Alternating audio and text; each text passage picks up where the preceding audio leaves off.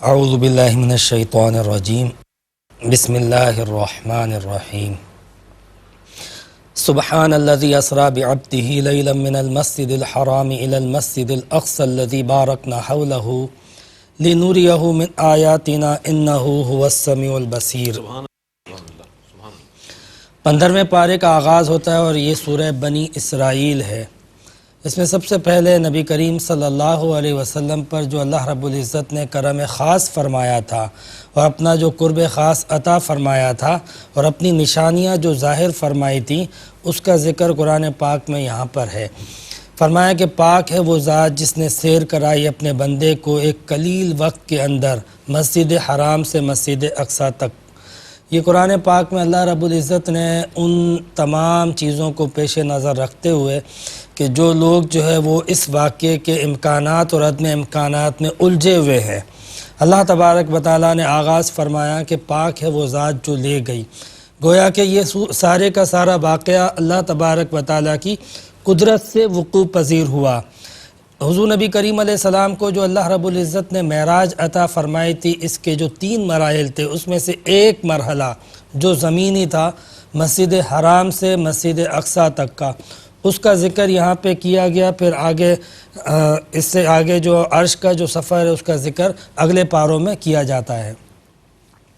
یہاں پر فرمایا اللہ رب العزت نے کہ جو اپنے بندے کو لے گیا قلیل وقت کے اندر۔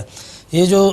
اس صورت کے اندر جو ہے اس آیت کے اندر سبحان الذی اسریٰ بعبدہ لیلاً پہ جو تنوین ہے، عربی گرامر کے اعتبار سے تنوین جو ہے وہ تقلیل کے لیے آتی ہے۔ تقلیل کا مطلب یہ ہوتا ہے کہ کم سے کم، جب کسی چیز کے اوپر یہ تنوین لگ جاتی ہے نکرہ کے اوپر تو مطلب ہوتا ہے کہ اس کا کم سے کم پیریڈ، اس کی کم سے کم مقدار۔ تو جب لیلاً پہ یہ تنویر لگی تو مطلب یہ ہوا کہ اللہ رب العزت نے رات کے کم سے کم اور مختصر حصے کے اندر حضور نبی کریم صلی اللہ علیہ وآلہ وسلم کو یہ سفر کروایا تھا۔ اور ظاہر سی بات ہے کہ یہ سفر اللہ تبارک و تعالیٰ نے کروایا تھا، اس لیے یہ ناممکن نہیں ہے کہ کتنے قلیل وقت میں۔ اللہ تبارک و تعالیٰ کی ذات وہ ہے کہ جو وقت، جسم، جسمانیت، زمان، مکان، ان تمام چیزوں سے پاک ہے۔ وہ تو جب کسی چیز کا ارادہ کرتا ہے تو اس کے حکم کن سے پوری کائنات وجود پذیر ہو جاتی ہے۔ تو یہ تو بہت چھوٹی بات ہے کہ حضور نبی کریم علیہ السلام کو اللہ رب العزت انتہائی قلیل وقت کے اندر جو ہے انتہائی طویل سفر کروا دے اللہ تعالیٰ کی ذات۔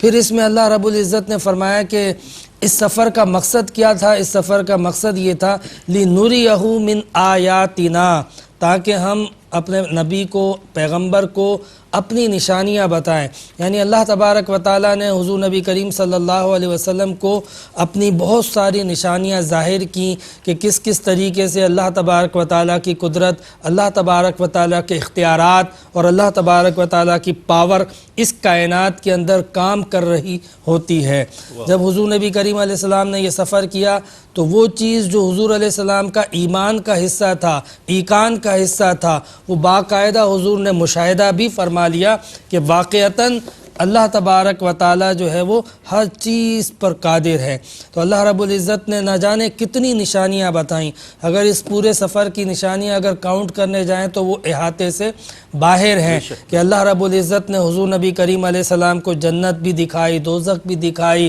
فرشتے اور ملائکہ سے بھی ملاقات کی، اپنے قرب خاص اور اپنی خاص تجلیات اور اپنی خاص صفات کا مشاہدہ بھی کروایا، اور مختلف انداز سے اس کائنات کے مختلف مظاہر، مناظر آپ کے سامنے تمام کے تمام مراحل پیش کر دیے، اور پھر نبی کریم علیہ السلام کو خصوصی انعامات و اکرامات سے نوازا۔ اس کے بعد اسی صورت کے اندر اللہ تبارک و تعالیٰ نے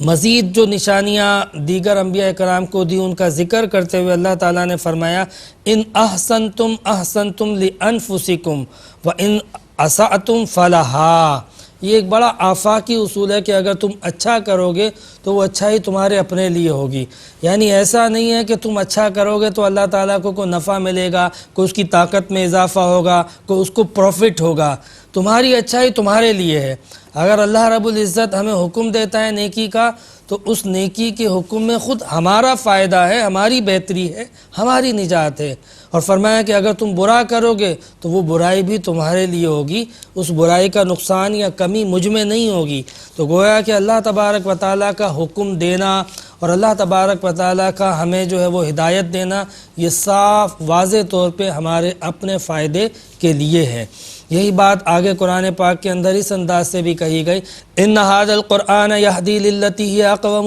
ویبشر المؤمنین الذین یعملون الصالحات ان لہم اجرا کبیرا۔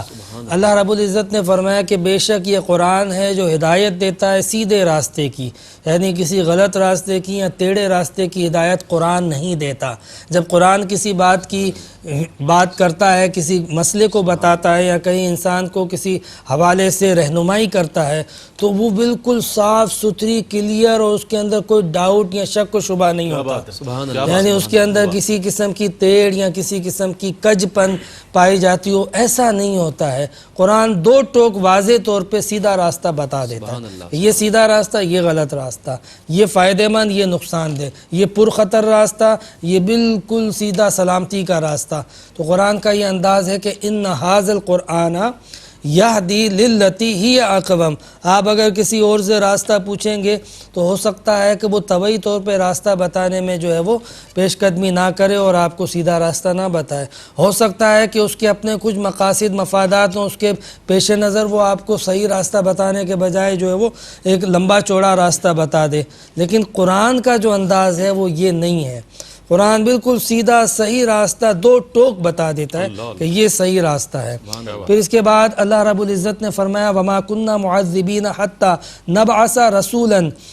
کہ ہم کسی قوم پر بھی اس وقت تک عذاب نہیں نازل کرتے ہیں جب تک کہ اس قوم میں رسول نہ بھیج دیں۔ قرآن کی یہ آیت ہے جس سے پتہ چلتا ہے کہ جتنی بھی اقوام عالم ہیں ان سب میں اللہ کا نبی آیا ہے۔ اگر کسی قوم کو اللہ تبارک و تعالیٰ دنیا میں عذاب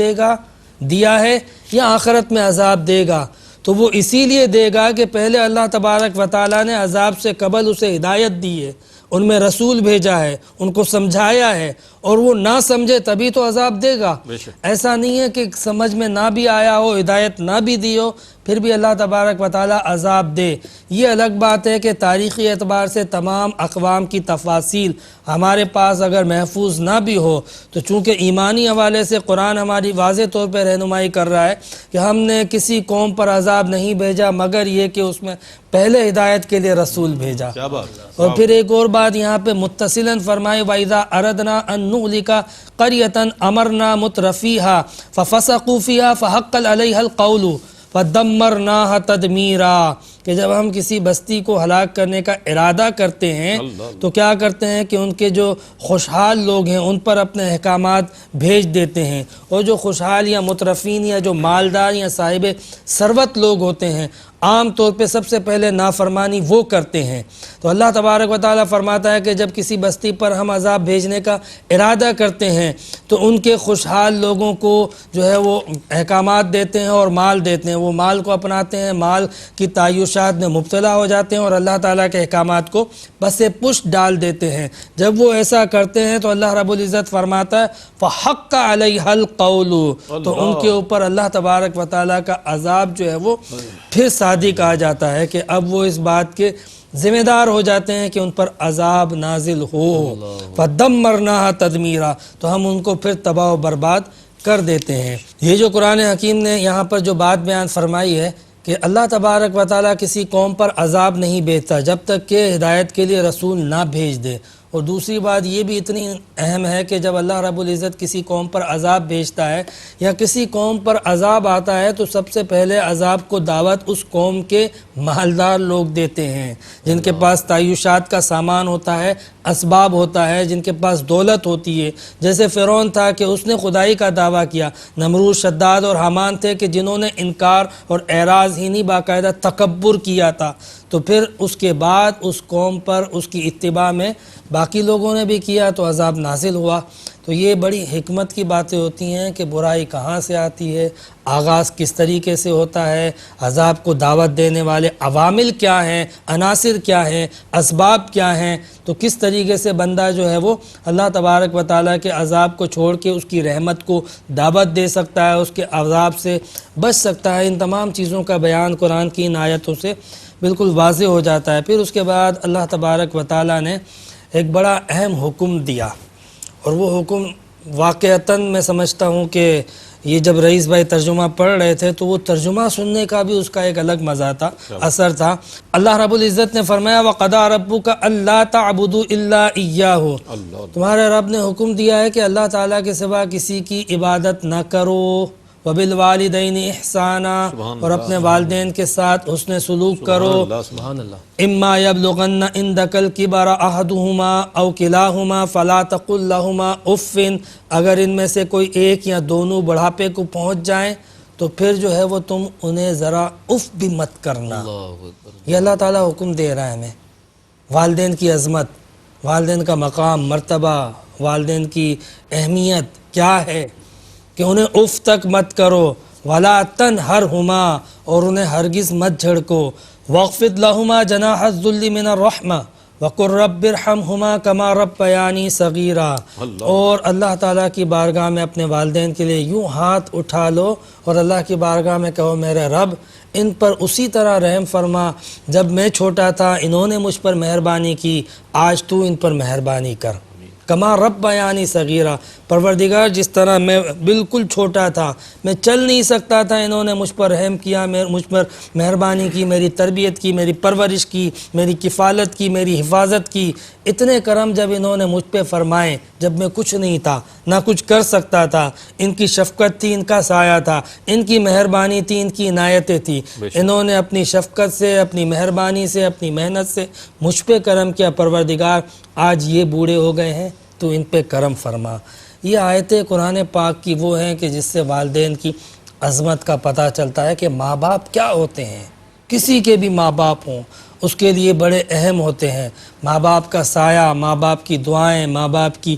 نصیحتیں، ماں باپ کی رہنمائی، ماں باپ کی شفقتیں، یہ وہ چیزیں ہیں کہ جس کے بغیر کوئی انسان کامیاب نہیں ہو سکتا۔ ہمیں ان تمام معاملات کو سامنے رکھتے ہوئے، قرآن پاک کی ان ہدایات کو سامنے رکھتے ہوئے، اللہ تبارک و تعالیٰ کے ان احکامات کو سامنے رکھتے ہوئے والدین سے محبت، والدین کا احترام، والدین کی تعظیم، والدین کی خدمت، والدین کے ساتھ حسن سلوک، اللہ تبارک و تعالیٰ ہمیں یہ سب کام کرنے کی توفیق عطا فرمائے اور قرآن پاک کو سمجھنے کی توفیق عطا فرمائے۔ وآخر دعوانا ان الحمد للہ رب العالمین۔